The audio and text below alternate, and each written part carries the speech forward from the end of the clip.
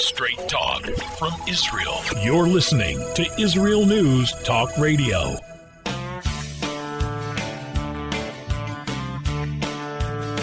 Welcome to Returning Home. I'm your host, Natalie Sakinski. Yesterday, I had a Zoom presentation with it was sponsored by 3 different organizations in Texas, all of them Christian organizations who love Israel. They wanted to help, and they want to help Hatzalah, Yehuda v'Shomron, my organization, the medics who serve the areas in Judea and Samaria, and they asked about me and my background and my aliyah. So I was telling them the story, and the moderator, the host, she said to me something funny, and I feel so dumb now, but she said straight out, "You sound like you found God, and you got close to God, and He has led you on this path." Now, I had not mentioned God in any of my description of how I became religious, how I came to Israel, how I came to Susia, how I found Hatzalah. I hadn't mentioned God at all. So I felt like an idiot. And it took her to point it out. Obviously, you found God. No, I'm thinking, how is it obvious? I didn't say anything. But maybe when you're looking as an outsider, you see it a lot clearer than someone acting. And of course God was involved. And I even answered her, yes, of course, God's in charge of all this. And He is. It is so true. And when you do become closer to God, you see Him in everything. And you hear it on the language, the way that people speak here. Everything is praise God, Baruch Hashem. You ask about plans for next week, tomorrow, the afternoon. People say, with God's help, Bizrat Hashem. It's part of the vernacular. It's just part of the talk here. It's part of everyone's sentences. And you become so used to it, at least I have become so used to it, that you don't take notice. And I am so embarrassed that I failed to mention that. And I do fail to mention that every time I'm on the air with all of you. Hashem is part of life here, very visual. The fruit, the way we have reclaimed the land, the way that people come here, plant, and everything grows. It's obvious, God's hand is in all of this. And when you move to Israel, you do become closer to God. He's with us, everywhere, every day. It's awesome. Stay with us. We have a great show for you today. We'll be right back. The return of the Jewish people to the land of Israel was prophesied in the Bible thousands of years ago and is coming true today. Shalom. Join me, Josh Wander, on Israel Unplugged. Listen in as we delve into the spiritual and physical aspects of the Jewish return to Zion. We'll discuss the biblically mandated, historic, and of course practical understandings of this incredible transition from exile to redemption. That's Israel Unplugged, every Monday on IsraelNewsTalkRadio.com.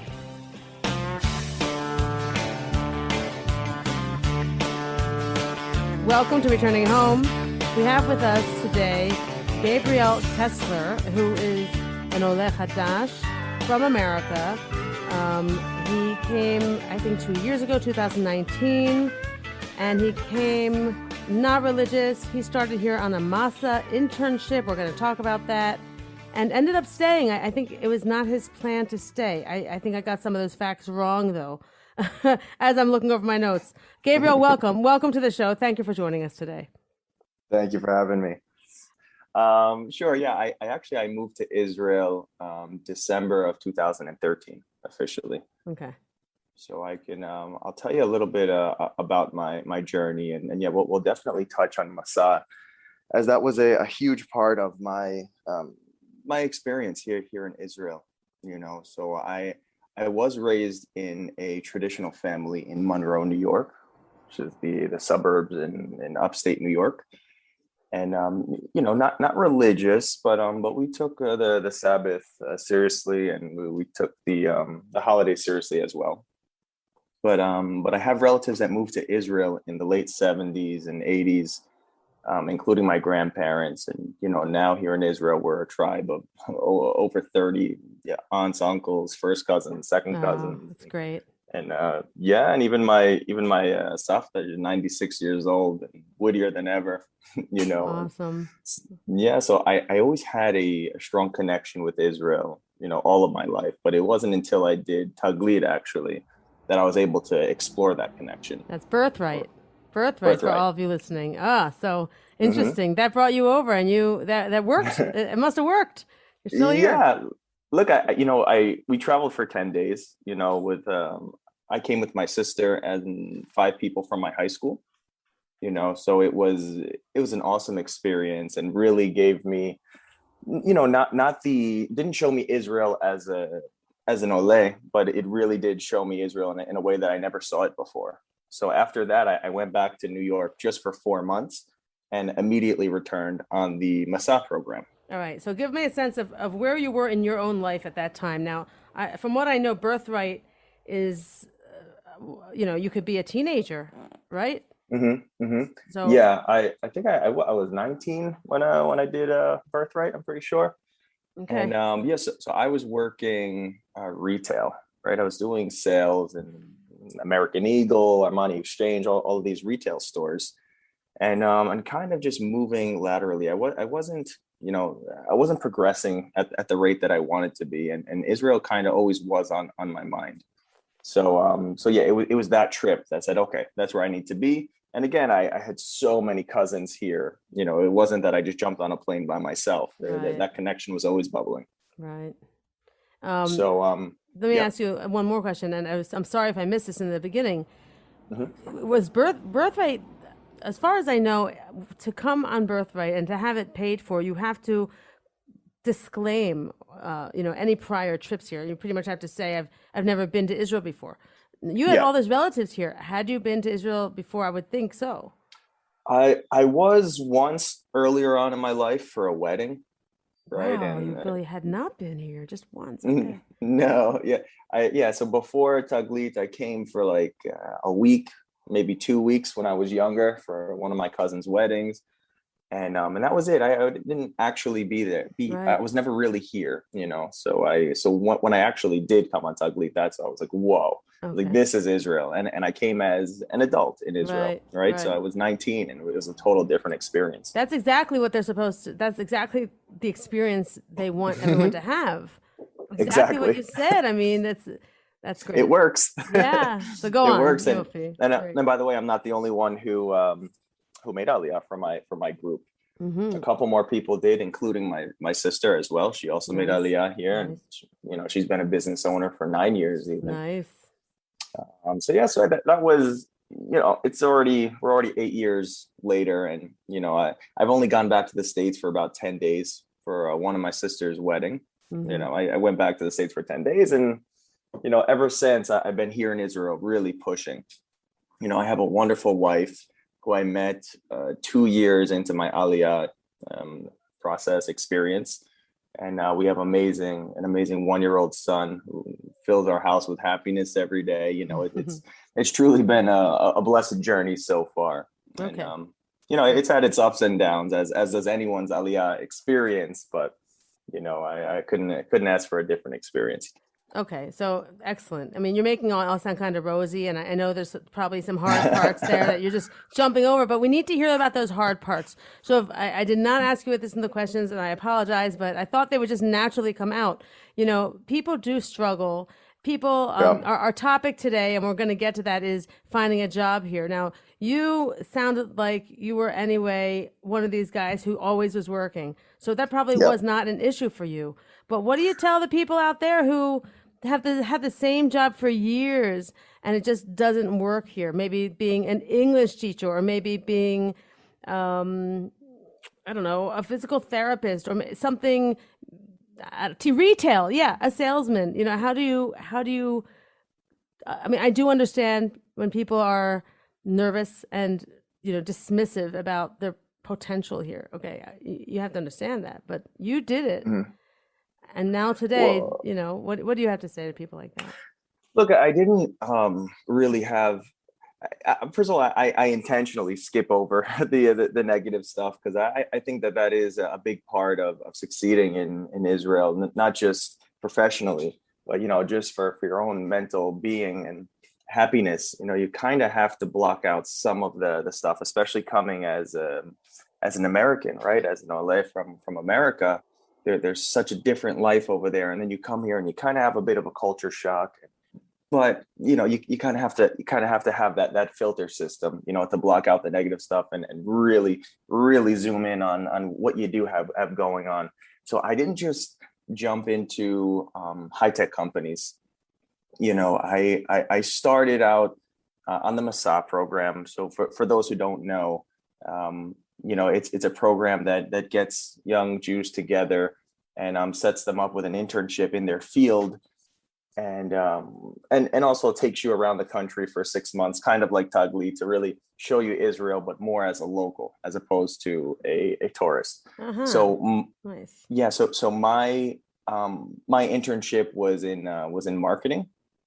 So I was facilitating a launch for a young company in the US. I didn't have great success with them, but the knowledge I took home was incredible and life-changing even. And I realized how valuable my native English is here in Israel. Mm-hmm. I realized companies need English speakers to pick up the phone and handle their customer relations on every level with customers all over the world. So after my internship, I actually made Aliyah from Israel, Mm-hmm. right? Because I didn't make Aliyah at that point, but I spent about a year doing tough labor jobs like cooking, gardening, cleaning, bartending, serving tables. And nothing against those jobs. Those are all really good jobs. But I had this idea bubbling in my mind that companies needed my English more than my current employers needed my labor. Mm-hmm. Right. So I managed to land myself a customer support role at an online furniture store, speaking with mostly Americans through the night. It wasn't a great role at all, but was a huge step in the right direction, right? So also the pay was much better than I was making previously. So it was only about 1 year later that I actually moved to Tel Aviv and used my call center skills from that furniture company and landed my first high tech job, which was at My Heritage, Mm-hmm. the family tree company, a genealogy company. So this was such a game changer for me. It was the best money I had ever made up until then. They had 3 refrigerators packed with food for us, PlayStations in the office, took us on vacation. Wow, nice. Yeah, and I was like, whoa. Okay, wait. Slow down. Okay, how many? This is not that long ago. This must have been something like 2016. I'm guessing, right? Yeah, Okay. something like that. So yeah. what got you there? How did you find that? Just going online. Just going online.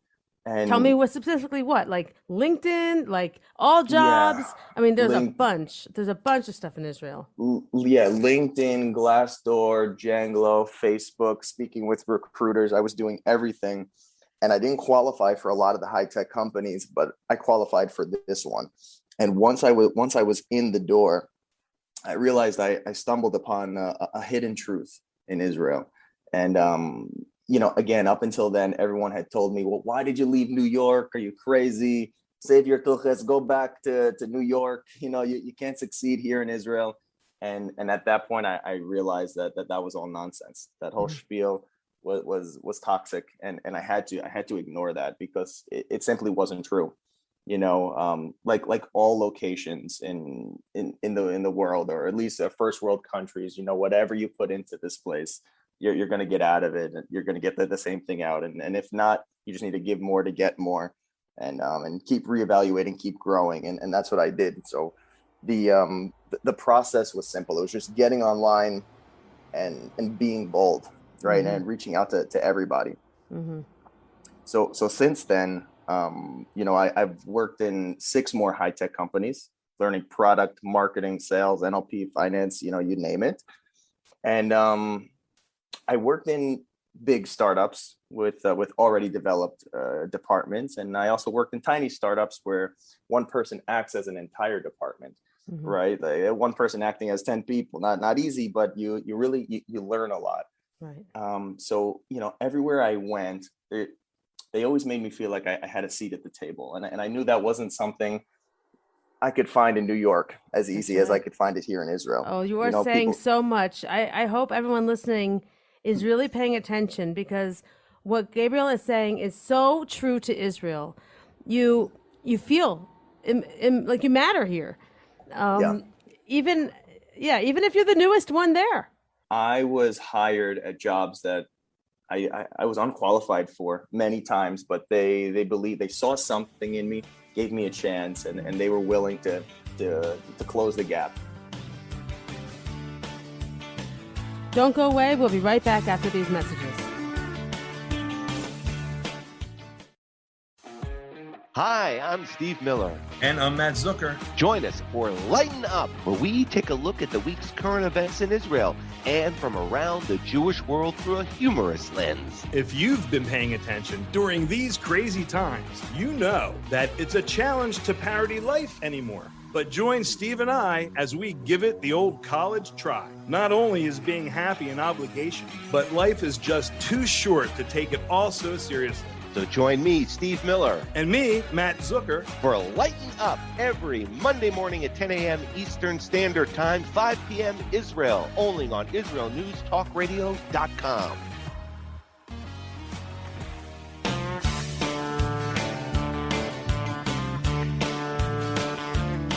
Welcome back to Returning Home. We're continuing our talk with Gabriel Kessler, who is telling us his job story, how he came here and went from an internship into the field, into working, using his English. And he's telling us now how he was sometimes hired for things where he was even unqualified for those positions. Now, when I said I don't think it's like that everywhere, I'm saying I don't think it's like that everywhere in Israel. No, not a lot of places in Israel, though. In the high tech industry, people will give you chances. You know, especially young companies that are just founded a couple of years ago. They want to expand. Maybe don't have a giant budget. Maybe do, but they see something in you and want to expand on that. And that's your chance to sell yourself. That's right. You know? That's right. And you tell them, hey, you know, I love your product. I want to be part of your journey. I want to climb the ladder within your company. Okay, I'm going to ask you something. I want you to tell me what you think, because this is how it is for me. It's always been like this for me.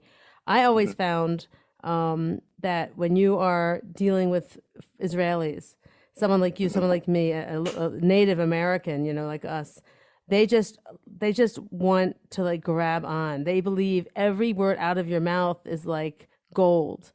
And if you're well spoken, like you are as a salesperson, right?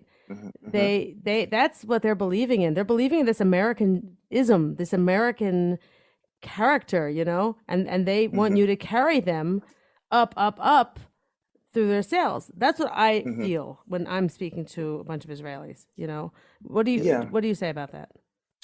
I agree to a certain extent that, you know, a lot of these young CEOs, you know, they're in love with their project, right? They're working on a passion project, whatever product they're developing. They want to expand their team. So yeah, if they see somebody who can, you know, speak English seamlessly and with energy, you know, and can approach different markets in the U.S. and all the English speaking countries, that's a no-brainer. Bring that person on board, right. You know, and let's start pushing. Yeah. And especially if they'll work U.S. hours, because, you know, that's a big challenge for English speakers, and at least in Gush Dan in high tech, is that all these companies want them, but they want them to work U.S. hours through the night, which is very tough.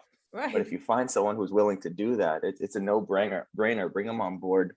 You know, get them up to pace with the product, and let them start firing. And that's a huge tool that us Anglos really have in our pocket, in our toolbox here in Israel. Right. Is that people need our English regardless of what our background is. Oh, I love that. That's great. You know, as long as you're not afraid to try something new. Exactly. You know, people should try that because they might even like it. You never know.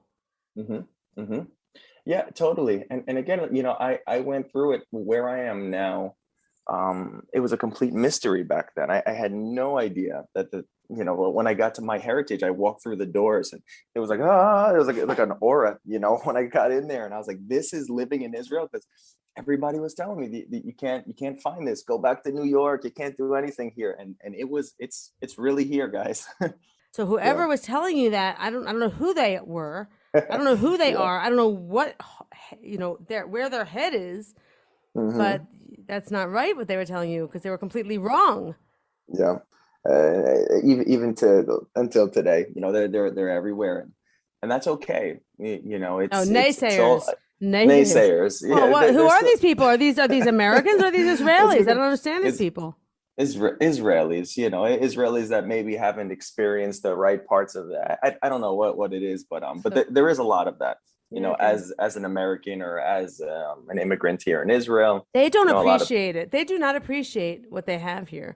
They still have that old thinking, and I get so angry when this happens. This old thinking that America's better, America's cheaper, everything there is better, everything here is terrible. I was on the air. Misconception. Yeah, it's just it's outdated. It's an outdated conception, because yes, at one time America was the leader in everything. It's true. Yeah. Everything was cheaper. Everything was better. It's not the case anymore. It's not. Right. You said something funny. You said you had the highest salary here that you had ever had before. Now, that's another, what do you call, stumbling block, that people can't get over, the low salaries here and the high expenses of everything else. Now, it's not really the case anymore. It's evening out in certain aspects. And another thing, you do change life and your expenses and what you need. You said it when we spoke last week. I love it. I actually quoted you here. I wrote it down.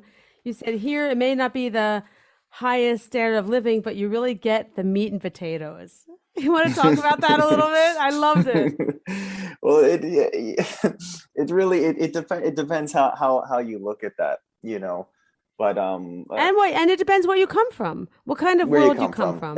Exactly. And where I came from in New York, there was a lot nice cars. Everyone was driving nice cars, and we can go to the big department stores, a Costco, and we can come home, fill the fridge with any snack we wanted, any food, anything we wanted. It was readily, it was there, it was available.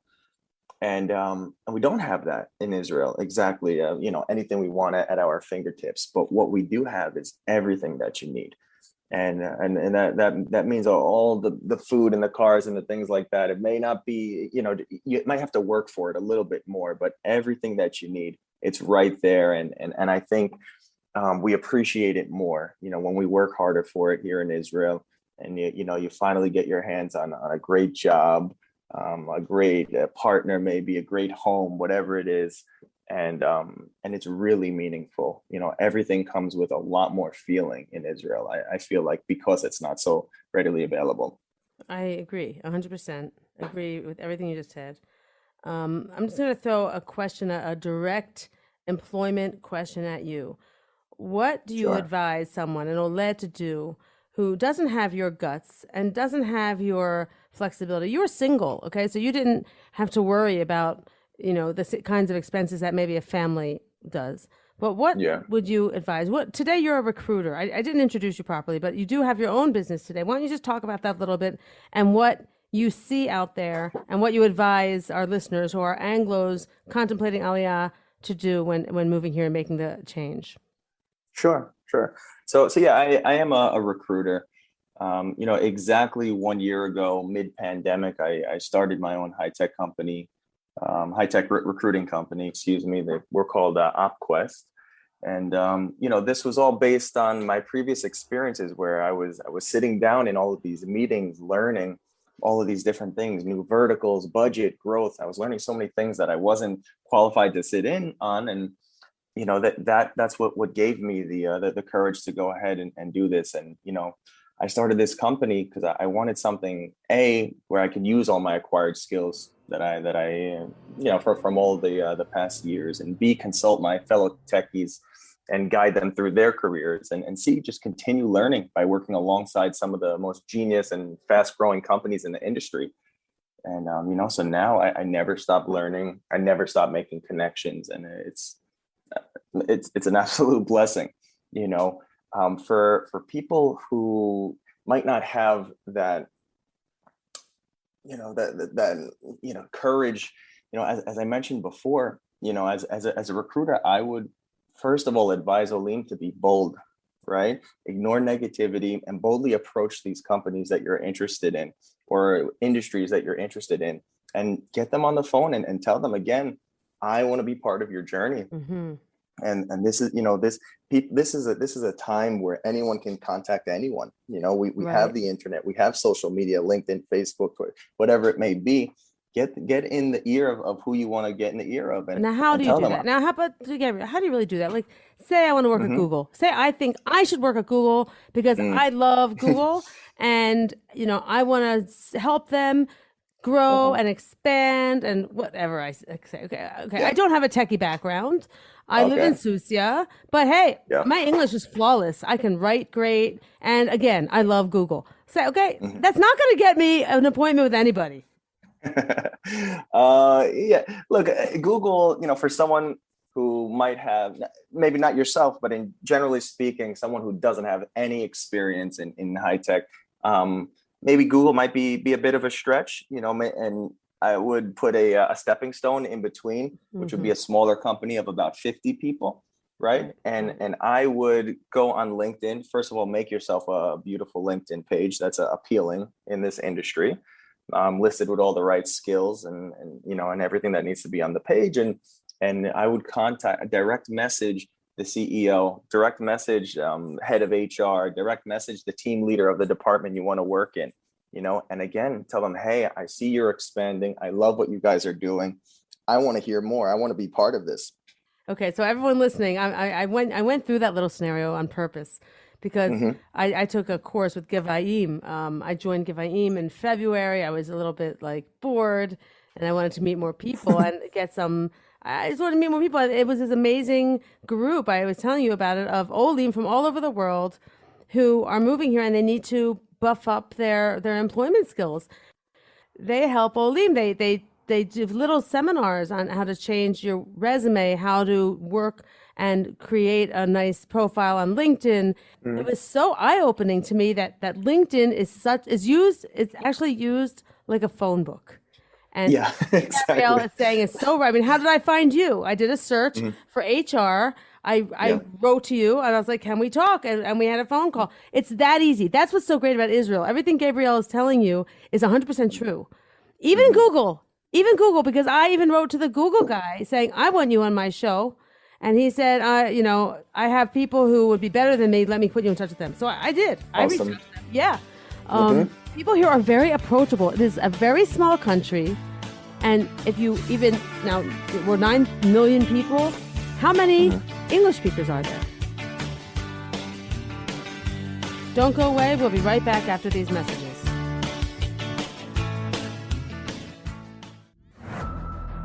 Are you tired of political correctness and the fear that you might offend someone? I'm not afraid to offend you. Wow, look who's talking tough. One has to be tough to keep sane today. Hi, I'm Alan Skorsky. And I'm Bela Seabrow. And join us every Wednesday for The Definitive Wrap as we interview the most sought-after guests and expose progressive trends that masquerade as enlightenment but actually destroy our freedoms. We are the No Woke Zone, so buckle up to this exciting show. Buckling up, but I'm driving. Sure, you can drive, but I'm the navigator. Tune in for the No Nonsense, The Definitive Wrap Show, every Wednesday on Israel News Talk Radio.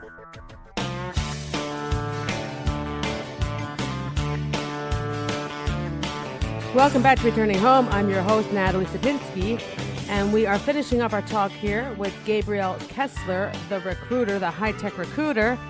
And we were just talking about how noticeable it is that there are not that many English speakers in Israel, and you really do notice when you're looking for a job. There are under 200,000, I think. Okay, there are 180,000 Olim from North America, I think. This was like my last statistic I did a couple months ago. Really, there aren't that many. We're not in the millions like the Russians. We don't have English as a choice in some of these telephone menus, right? Yeah, exactly. There aren't that many of us, so we are going to help each other, and we do. We're going to help each other, and there's a demand. There's a demand for us. There's not enough of us, so get out there. That is awesome. That is a new phenomenon, I think. Yeah. This need, this desire for a real English speaker to handle these things, because it's true. I do understand, and so do you. Like when I work for an Israeli nonprofit. I'm the only English speaker there, and when they're having a conversation, and it's very high level, it's about security and medical and emergency, I can't follow. I can't, and then when I need to express myself, I slow everything down. They don't want to deal, and an Israeli doesn't want to do that. It's just it's breaking your teeth. It's ridiculous. It's slowing everything down. So they definitely want an American, and definitely North Americans are needed. And it's 100%. Yeah, I mean it's and they want because these Israeli products want to get out there. They want to get in the North American market because it's a big one. Yeah, exactly, and that ties back to my internship that I started here in Israel. They brought me on board as an intern to facilitate the launch in the U.S. market, right? And I was using my English to reach out to people over there. Yeah. Your charisma, not just your English, your charisma. Yeah. The English definitely, but also the charisma, the energy. It's super important. It's so important. It's so important. I mean, 100%. So, Gabriel, why don't you leave us with some parting advice and your contact information? Can you do that? Yeah, definitely. What I would just want to leave everybody on, is to be positive, be bold, and if something isn't working, try something else. If you're fishing in the wrong pond, fish in a different one, and here in Israel and the day and age that we're in now, we have digital access to everything. You can be in Israel and you can work in America, or work for an American company or an American product. If we learned anything from this pandemic, is that we don't have to physically be present somewhere to have our presence felt, right? To be successful, to make an impact. We can do that from anywhere. So be confident, be bold, get out there and speak to whoever you need to speak to make your I'll say your dreams come true. It sounds a little cliche, but it's the truth, and if something isn't working, try something else and keep on pushing. That's it. Don't get stuck in the mud, and we're here to help. Us recruiters, get in contact with people who have connections, who make a living off of helping you. That's the best person to speak to. Yeah, people do need that help sometimes. They need someone to kind of push them and to vent and to say, what did I do wrong? So why don't you tell us how people can get in touch with you? Sure. So you can find all my contact information on opquest.com, OPPQUEST.com. And let's just have a conversation. I do a lot of just consulting, just chatting, even if I don't have the exact opportunity for you, I can certainly point you in the right direction. So feel free to get in contact with me any hour of any day, really. We OpQuest, great, like opportunity. Very nice. Exactly. Great. OpQuest.com. Gabriel Kessler, who is you're a success story. You really are. And you give hope to a lot of people sitting on the fence, not sure what they want to do. Your story was inspiration, and thank you. Thank you for helping us all over here. No problem. Thank you for having me. Wonderful. Be well. Toda rabah. Bye. So that was really great. I'm glad I caught him. Everyone is so busy these days. It's hard to catch them on the phone. This week has been pretty quiet. Half of Susia, more than half of Susia, is away. Most of the country is up north. And I'm here at the pool. And my second son, is also lifeguarding nearby. And he had an incident this week that was upsetting. I'd like to share it with you. A parent, an adult, a father, was letting his little girl go to the bathroom in the pool, that side part, the filter, where the filter is, I guess you call it kind of like the gutter of the pool. And he told him, take your little girl to the bathroom, please. And the father said to him, know your place. Okay, this is all in Hebrew. I wasn't there. And my son called him a chutzpan. And then he told me, I don't want to work there anymore, Mom. People aren't nice. And it was so awful for me to hear that for a couple reasons. The father is someone I know and my son knows, and he lives here in the region. And we know him, and we had a good relationship with him. And for any father to speak to a teenager that way is terrible. And for any father to speak to a lifeguard that way is terrible. And for any father to allow his little girl to go to the bathroom in the pool and then argue about it and defend it is terrible. So it was all bad. And I was just so upset that he had to deal with this at such a start. There's just starting to be a lifeguard. And this is the crap he has to deal with. And it's so upsetting to me because it's showing him life. It's showing him the painful part of growing up. And this happened to me. I remember very well when I realized that adults were not all mature, and adults were not all fair, and adults were not all honest. I remember my father telling me, what, Natalie, did you think, just because they were adults, they were doing things, they were always going to do things right?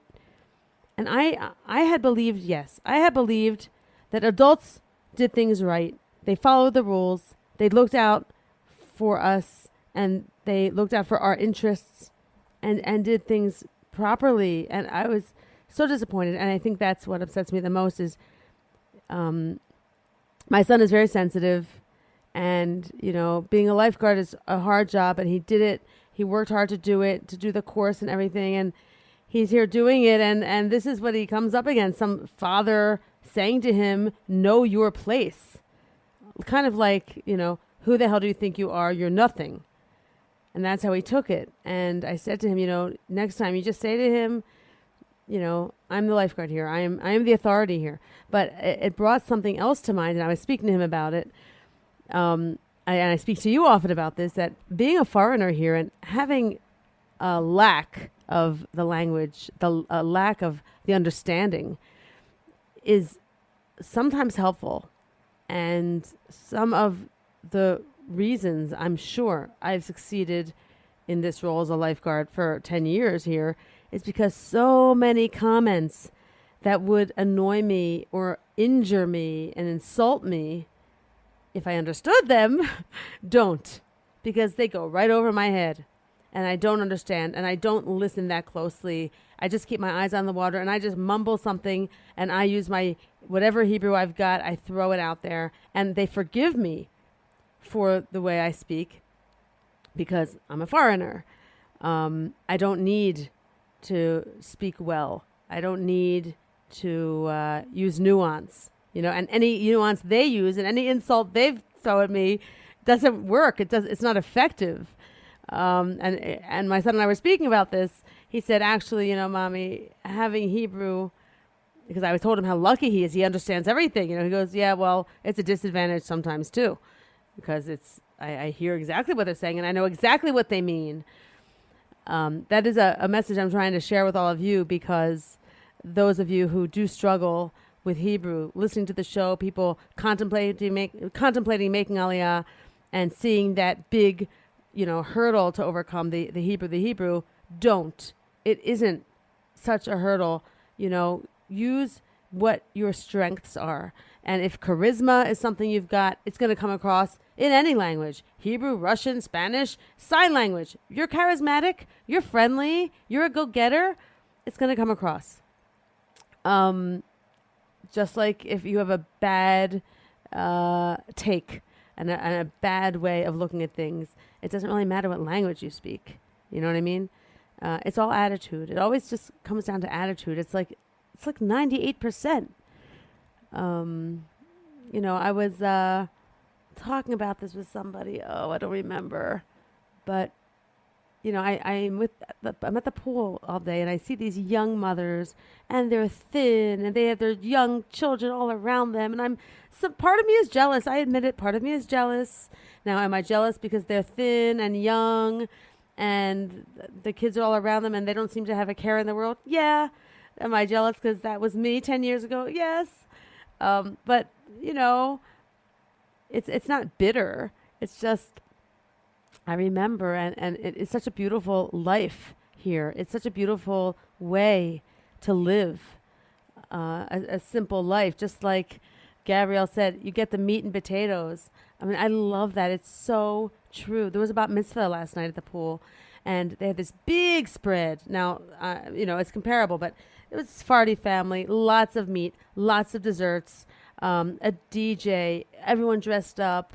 They even had costumes for the girls. They did some kind of parade. It was a little over the top, but it was so great. They put everything into this. It was their first girl.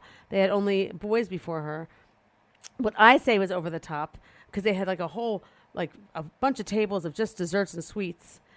Maybe comparatively to what they do in New York or America, it wasn't over the top at all. I mean, no dance floor or anything like that. It was at the pool, and it was on the grass, and they set up tables and chairs. To me, it was the fanciest thing I ever saw in my life.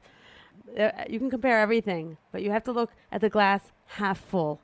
It'll get you through the hard times, and it'll get you through day by day. That's our show. Thank you for listening. Bye-bye.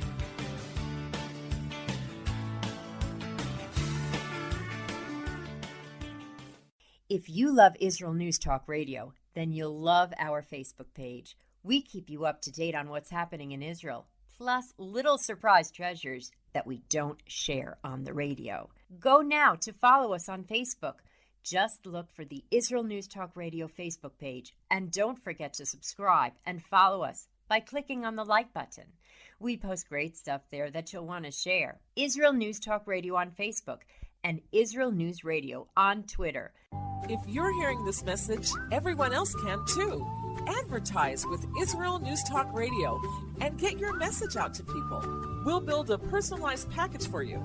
Contact advertising at israelnewstalkradio.com.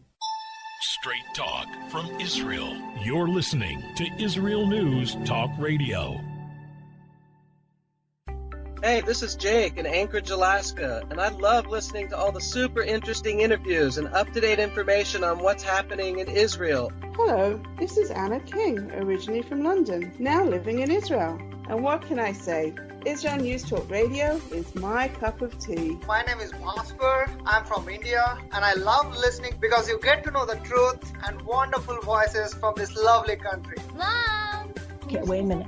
Hi, this is Chava Dax, and I'm calling for the rolling hills of Ma'ale Adumim, just north of Jerusalem. I always listen to Israel News Talk Radio to get all the latest news and commentary and to keep me up to date every day. This is Sarah Dax from Ma'ale Adumim, and I'm 12. I wish Israel News Talk Radio was boring so my mom wouldn't listen to it all the time. Mom! You're listening to Israel News Talk Radio. News, opinion, and more. You're listening to Israel News Talk Radio.